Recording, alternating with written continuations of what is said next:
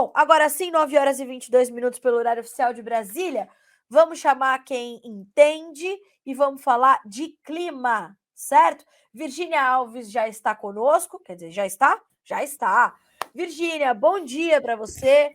Seja bem-vinda ao Bom Dia Agronegócio, nessa sua primeira participação de 2023. Feliz ano novo. Bom dia, Carol. Bom dia para todo mundo. Feliz ano novo aí para a audiência do Bom Dia Agro, que está sempre te acompanhando todos os dias. E vamos lá falar de clima, porque está chovendo, mas não está chovendo para todo mundo, né, Carol? Aí é que complicou. Aí é que complicou. Por que eu te chamei aqui hoje? Primeiro, porque as pessoas estão nos perguntando muito sobre Complicou. essas questões climáticas, mas principalmente porque a nossa manchete de ontem foi bastante preocupante, né, Virgínia? A gente está falando de 40 municípios no Rio Grande do Sul sofrendo e sob estado de emergência por conta da estiagem, enquanto no centro-norte do Brasil há alertas, mas por conta do excesso de chuvas. Essa condição tende a continuar nos próximos dias?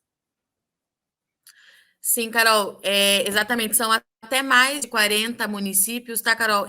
A Defesa Civil lá do Rio Grande do Sul vem atualizando isso diariamente, então chama muita atenção, porque no começo da semana nós tínhamos ali entre 30 e 35 municípios, hoje nós já temos mais de 40, muitas áreas produtoras sentindo os impactos, como já era esperado, e o que chama muita atenção, Carol, que um outro material que a gente levantou aqui no Notícias Agrícolas, é que as consultorias apontavam que se não chovesse nesses primeiros dias de janeiro, o problema ele ia piorar, né? E o que a gente tem, eu parei aqui os modelos para os mapas para mostrar para vocês, vocês estão vendo?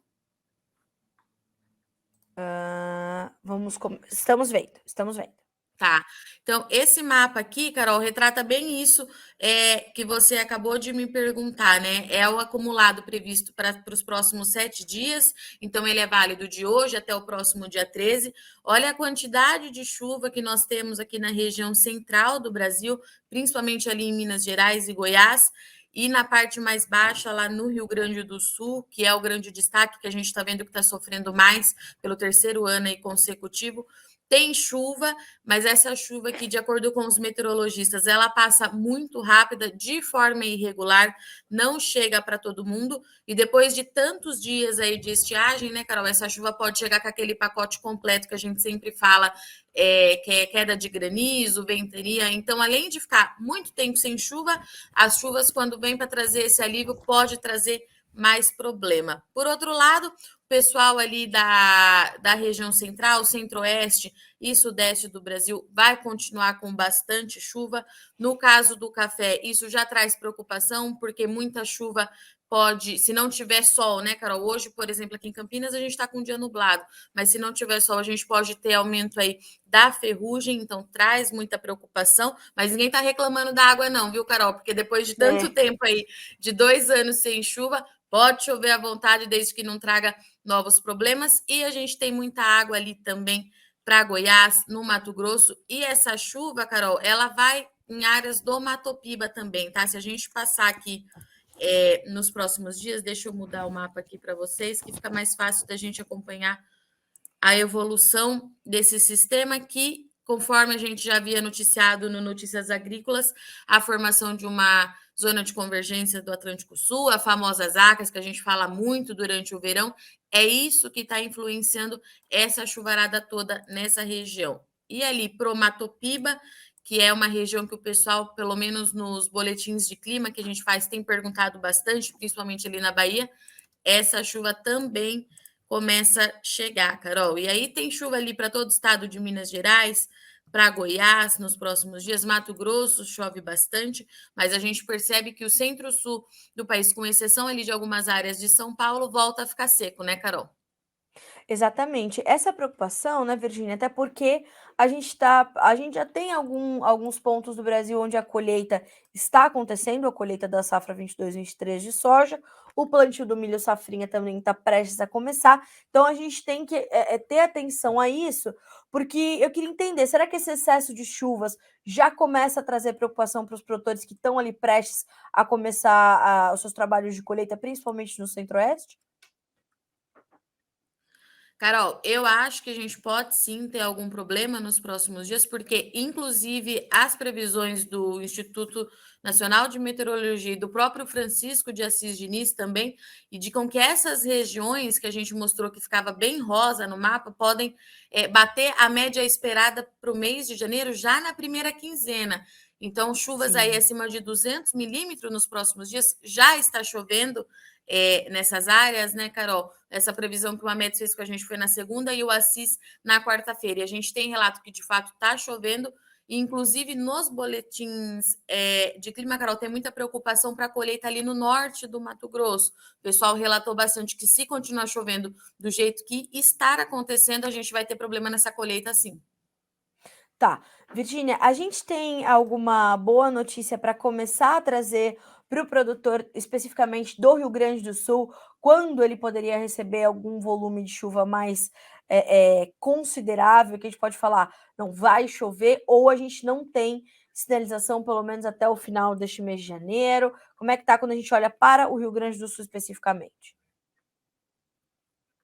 Carol, quando a gente vê a atualização do NOAA, que é esse mapa que eu estou mostrando para vocês agora, aparentemente na virada do mês, na segunda quinzena, a gente vai ter mais sistemas, mais frentes passando pelo Rio Grande do Sul. A gente consegue ver aqui que no período entre o dia 14 e o dia 22 de janeiro tem previsão de chuva, inclusive para todo o país, se isso se confirmar.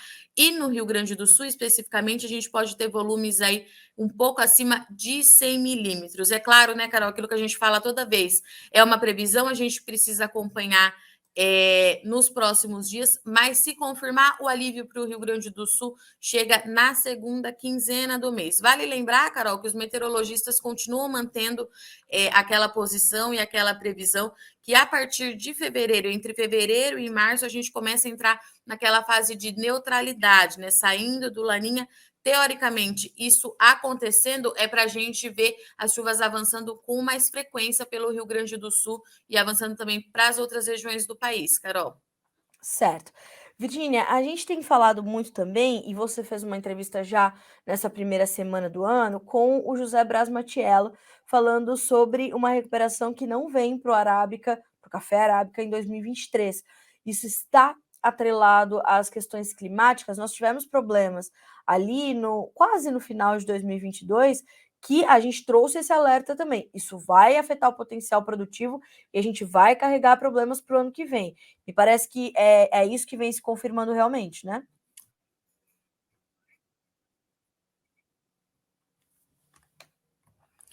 Carol, traz sim, traz preocupação e é reflexo sim do clima. De acordo com o Matiello, a planta ela ainda responde por esses últimos 2 anos de seca e a geada. A gente não pode esquecer da geada, né, Carol? Como a gente falou várias vezes aqui no Notícias Agrícolas, Sim. o efeito dessa geada ela não era imediato, não era isso mesmo, e a gente está vendo isso agora. O que aconteceu? De acordo com o Matiello, nós tivemos um período de seca, Carol, entre março e outubro muito grande nas áreas de café e principalmente nas áreas de café arábica, né? Quando choveu em outubro e deu aquela florada bonita, que inclusive nós reportamos juntas aqui no Bom Dia Agro, essa florada ela não Foi. vingou. Ela não vingou da forma que era esperada. Inclusive, a gente traz à tona aquilo que eles falam sempre, né? Flor não significa fruto e uma florada, às vezes, muito vistosa pode não ser tão positiva. É isso que o Matiello trouxe para a gente.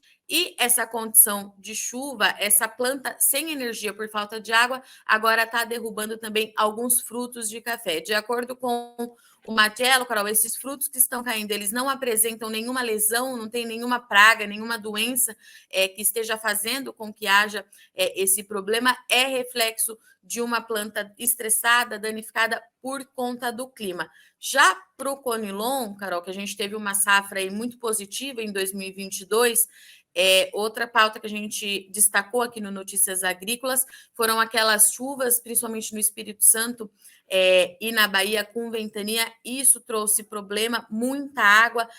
De acordo com o Matiello, a planta do Conilon ela não gosta disso, não vai bem com excesso de chuva. E o Conilon para o ano que vem, que é uma expectativa que o setor tem, que continue produzindo muito, também pode ter alguma queda na produção por conta desse excesso de chuva e também, já esquecendo de falar, frio fora de época, né, Carol? A gente teve aquelas frentes, aquelas ondas de frio passando ali em agosto, Sim. em setembro, isso para o Conilon também não foi positivo. O que o Matiello trouxe para a gente de orientação agora, né, Carol? Tá chovendo, é bom que continue chovendo do jeito que está nessa fase, principalmente de enchimento de grãos. Essa chuva ela não recupera mais o potencial da safra de 2023. A tendência é que essa safra desse ano fique muito parecida com o que foi em 2022, de acordo com a Fundação Procafé, mas o produtor precisa ficar atento agora no controle, nas aplicações que ele precisa fazer, mesmo com toda essa chuva acontecendo, Carol,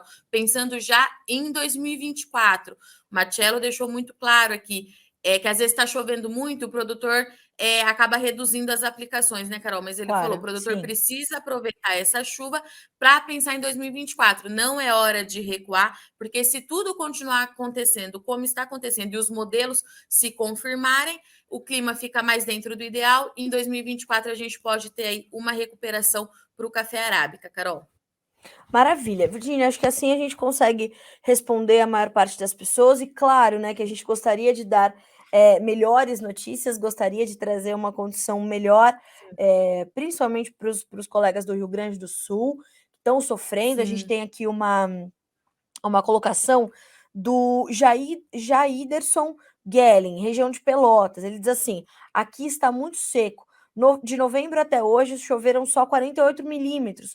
Soja em fase de floramento e não vejo previsão de chuvas significativas. Realmente vai.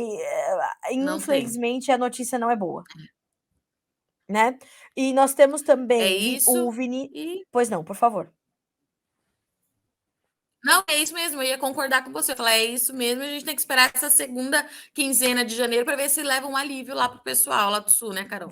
Vamos acreditar. E o Vinícius Costa diz o seguinte, que Camaquã também está muito seco. Então, quer dizer, a gente tem grandes desafios aí pela frente, fora os outros que a gente já sabe. Então, as questões climáticas também serão um desafio. E, Virgínia, só para a gente concluir, nós tínhamos a possibilidade de ter, agora na sequência do Laninha, um período de neutralidade climática. E começou a aparecer nos modelos a possibilidade de um El Ninho. Essa possibilidade está crescendo, está estável?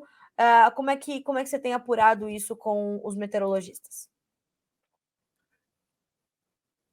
Pois é, Carol, essa fase de neutralidade, ela vai ser curtinha, e de acordo com o próprio INMET, eu conversei com a Metsul essa semana também, a gente tem sim essa tendência de que a gente tenha um El Ninho, então, no segundo semestre, a partir ali da reta final do inverno, a gente pode começar, vai conseguir bater o martelo e começar a sentir os efeitos disso. O grande problema e o que acontece de fato é que esse jogo inverte, né, Carol? Pelo que eu entendi dos meteorologistas até aqui, a gente pode ter muita chuva no centro-sul do país e corte principalmente ali no centro-oeste e no Mato Piba. E a gente pode ter problema, inclusive esse é um destaque que o IMET trouxe aqui para a gente, pode ter problema na safra do ano que vem. Então, olha só, a gente está falando de problema para essa safra que vai ser colhida e já estamos falando de problema que pode acontecer na próxima, né, Carol? E muita chuva também lá para o Rio Grande do Sul, eu acredito que não seja muito benéfico, né, Carol? Porque muita chuva, ninguém consegue trabalhar, não consegue fazer nada.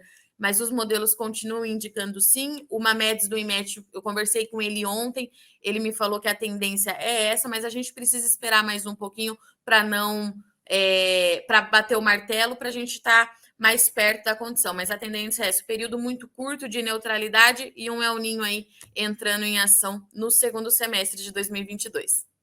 Maravilha. Virgínia, te agradeço muito pela companhia e pelas informações compartilhadas com a nossa audiência nessa sexta-feira. Você é sempre muito bem-vinda aqui no nosso Bom Dia Agronegócio. E já te espero aí nos próximos dias para a gente continuar atualizando. Tomara que essas chuvas, pelo menos na segunda quinzena de janeiro, cheguem ao Rio Grande do Sul. Vamos torcer para que aconteça, porque não é só o Rio Grande do Sul, mas a Argentina sofre, que é uma tristeza só. Pegando E a fogo. gente espera que realmente, mas levaram o tricampeonato, né, Virgínia? Já é alguma coisa. Eu não quero falar disso porque você ficou triste até agora com esse que não veio. bem. Bom pro mês. Estou feliz pelo mês, Carol. É, Obrigada. Conte comigo. Quando quiser, é só me vamos chamar. focar no homem, é isso. Bom final de semana, daqui a pouco tô com vocês por aí na Vamos redação, no viu? Até agro, mais. porque tá. É, O até beijo. mais.